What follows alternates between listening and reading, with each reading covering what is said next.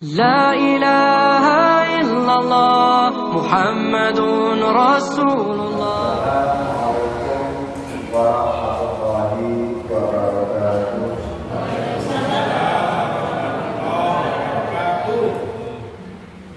Bersyukur Pak Ustaz.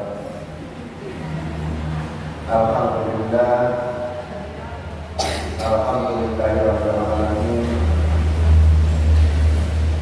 Hamdan katsiran ta'ala. Asyhadu an la ilaha illallah wahdahu la syarika lah. Wa asyhadu anna Muhammadan abduhu wa rasuluh la nabiyya ba'dahu.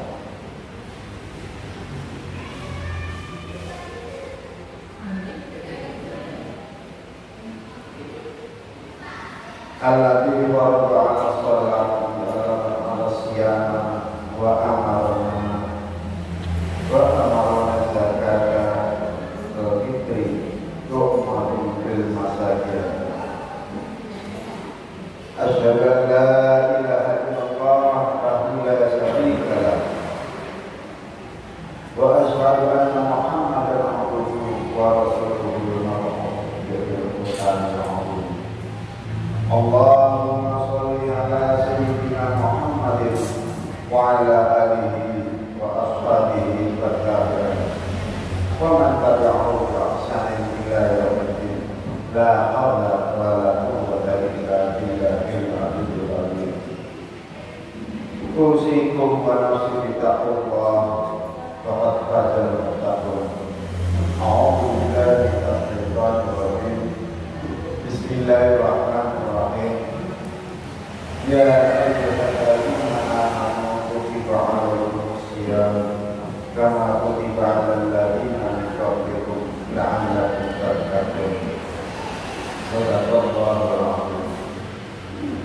Ma'asyiral muslimin, jamaah salat subuh, bapak-bapak, ibu-ibu dan adik-adik semuanya yang saya hormati. Pertama-tama marilah kita panjatkan puji dan syukur kita kehadirat Allah Subhanahu wa taala yang telah melimpahkan bermacam-macam nikmat-Nya kepada kita sehingga kita masih diberi kesempatan melaksanakan sebagian perintah-Nya, yaitu salat subuh berjamaah di masjid yang mulia ini. Salawat dan salam semoga selalu disampaikan atas Nabi Muhammad SAW beserta keluarga dan para sahabat beliau, dan semoga melimpahkan pula kepada kita dengan penuh ridho dan rahmat Allah Subhanahu wa taala. Amin ya rabbal alamin. Sebagaimana telah kita maklumi bahwa dalam setiap tahun Allah telah mewajibkan kepada kita, khususnya kaum muslimin dimanapun berada, sebagaimana tertuang di dalam surat Al-Baqarah ayat 183 yang berbunyi, Ya ayyuhalladzina amanu kutiba 'alaikumus shiyam kama kutiba 'alal ladzina min qablikum la'allakum tattaqun. Yang artinya, hai orang-orang yang beriman, diwajibkan atas kamu berpuasa sebagaimana diwajibkan atas orang-orang sebelum kamu, supaya kamu bertakwa. Surat Al-Baqarah ayat 183. Dengan ayat ini jelas bahwa kita sebagai orang Islam wajib melaksanakan puasa yang bulannya yaitu di bulan Ramadan. Kewajiban puasa Ramadan itu adalah mutlak, dalam arti tidak boleh ditawar-tawar lagi, terkecuali karena adanya uzur seperti sakit atau bepergian jauh, atau karena sangat tua sehingga tidak memungkinkan puasa dilaksanakan. Oleh karena itu, marilah kita sambut bulan Ramadan ini dengan kegembiraan dan sukacita. Artinya, marilah kita siap-siap menerima kehadiran bulan Ramadan ini dengan penuh penyerahan diri kepada Allah Subhanahu wa Ta'ala.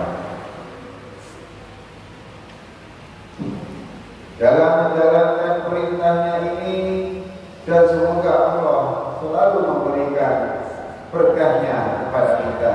Amin ya rabbal alamin. Bapak-bapak, ibu-ibu, rahmatullah. Di dalam Al-Quran dan hadis Nabi Sallallahu Alaihi Wasallam banyak kita temukan mengenai keistimewaan bulan Ramadan. Antara lain, bulan Ramadan disebut bulan diturunkannya Al-Quran, sebagaimana tercantum di dalam surat Al-Baqarah ayat 185 yang berbunyi, Syahrul Ramadan alladzi unzila fihil Qur'an hudan lin-nasi wa bayyinatin minal huda wal furqan. Bulan Ramadan, bulan yang di dalamnya diturunkan Al-Quran sebagai petunjuk bagi manusia dan penjelasan-penjelasan tentang petunjuk itu, dan sebagai pembeda antara yang hak dengan yang kafir. Di dalam hadis Nabi Sallallahu Alaihi Wasallam juga mengatakan, yang diriwayatkan Imam Bukhari dan Imam Muslim, bulan Ramadan disebut dengan bulan ampunan, sebagaimana hadis yang diterima dari Abu Hurairah radhiyallahu anhu yang berbunyi, Man shoma Ramadana imanan wa ihtisaban ghufira lahu ma taqaddama min dhanbihi. Barang siapa yang berpuasa pada bulan Ramadan dengan penuh keimanan kepada Allah dan dengan ikhlas mata-mata mengharap ampunan Allah, maka akan diampuni segala dosanya yang telah lewat. Hadis riwayat Bukhari dan Muslim. Adapun yang menyambut bulan Ramadan sebagai bulan berkah, maka bulan yang dilakukan penuh keberkahan dari Allah Subhanahu wa Ta'ala, sebagaimana yang kita baca pada surat At-Tuhan ayat 3. Inna anzalnahu fi lailatin mubarakah. Sesungguhnya kami menurunkan Al-Quran pada suatu malam yang berkah. Quran surat Al-Quran disebutkan juga dalam hadis Nabi Sallallahu Alaihi Wasallam dari Abu Hurairah radhiyallahu anhu bersabda, bahwasanya Rasulullah Sallallahu Alaihi Wasallam bila telah hampir tiba bulan Ramadan, beliau gembirakan para sahabat-sahabatnya. Oleh karena itu, marilah kita sambut bulan suci Ramadan dengan penuh kegembiraan melalui amalan-amalan yang sejalan dengan tuntunan Al-Quran dan Sunnah Rasulullah Sallallahu Alaihi Wasallam. Untuk itu, kita harus merasa terpanggil dan menyemarakkan bulan Ramadan dengan berbagai kegiatan Islam dan akhlak Islam, seperti membaca Al-Quran, tadarus Al-Quran, sebagaimana disebutkan di dalam suatu hadis Nabi Sallallahu Alaihi Wasallam. Mazdama'a min baiti min buyuti illahi yawakul kitab Allah wa yatadarasuhu illa an anzala alaihi muslimina wa wasiyatuhu rahmatu wa barakatuh. Tidakkah ada suatu perkumpulan dari suatu kaum pada suatu rumah dari pemberian Allah yang di dalamnya dibaca kitab Allah yaitu Al-Quran, dan melakukan tadarus di antara mereka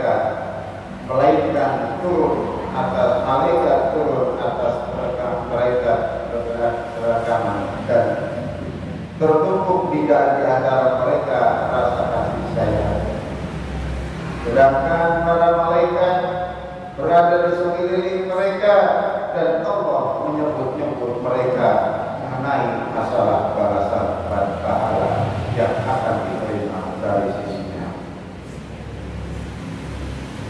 Semarakanlah sholat tarawih, sebab sholat tarawih hanya dilakukan pada bulan Ramadan. Oleh karena itu, marilah kita kerjakan sholat tarawih dengan penuh khusyuk semata-mata mengharap ridha Allah Subhanahu wa Ta'ala. Maqam Ramadan al-Ihsan tughfir lahu maqdama min dhanbi. Barang siapa yang mengerjakan qiyamul Ramadan, yaitu sholat tarawih dengan penuh keimanan dan semata-mata karena Allah, maka Allah akan mengampuni dosanya yang sudah lewat. Hadis riwayat Bukhari. Bapak, Ibu, dan hadirin yang saya hormati, kita sering mendengar bahwa orang tidak puasa karena tidak sahur. Maka makan malam menjelang fajar. Perbuatan bagian ini sangat merugikan,